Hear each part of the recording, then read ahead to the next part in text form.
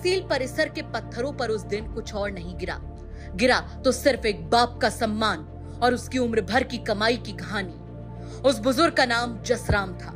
ग्राम लिडाऊपुर के रहने वाले जसराम की उम्र उनकी झुर्रियां बयां कर रही थी, लेकिन जिंदगी ने उस दिन जो दिया वो शायद किसी दुश्मन को भी ना मिले। जसराम अपनी जमीन का कुछ हिस्सा बेचने के इरादे से माधोगढ़ रजिस्ट्री दफ्तर पहुंचे थे। शायद अपने भविष्य को आसान बनाना चाहते थे या अपने बुढ़ापे के लिए कुछ जोड़ना चाहते थे, लेकिन परिवार को ये मंजूर नहीं था।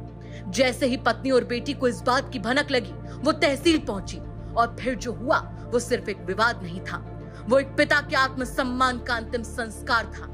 बिना कुछ पूछे, बिना समझे महिलाओं ने बुजुर्ग जसराम को बालों से पकड़कर घसीटा, उन्हें जमीन पर पटक दिया, कई बार पीटा गया, यहाँ तक कि उनके हाथ पैर पकड़कर टांग कर ले जाया गया, जैसे कोई सामान हो, जैसे वो इंसान नहीं एक बोझ बन चुके हो।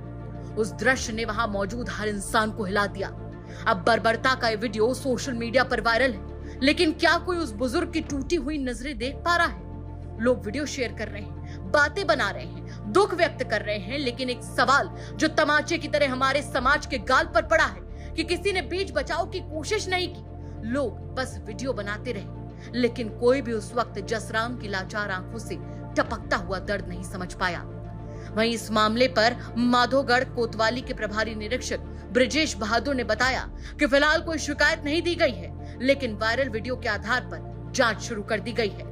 लेकिन अब सवाल उठता है कि बुजुर्ग का अपराध क्या था? क्या उन्होंने जमीन बेचने की कोशिश करके कोई गुनाह किया था, या वो बस अकेले, थके और बेबस हो चुके थे? कभी बच्चों के लिए अपने खेत की मिट्टी सींची थी, आज वही खेत उनके लिए कलंक की वजह बन गया। क्या जमाना आ गया है, अब बुजुर्गों पर नहीं उनकी संपत्ति पर प्यार आता है और सिर्फ हक जताया जाता है। क्या जमीन पर झगड़ा इतना बड़ा हो गया कि इंसानियत ही कुचल दी गई? क्या ये वही बेटी थी जिसने कभी पिता की उंगली थामी थी? जसराम की चुप्पी बहुत कुछ कहती है और उनकी आंखें सिर्फ एक उम्मीद रखती हैं कि किसी को तो यह न्याय दिखेगा।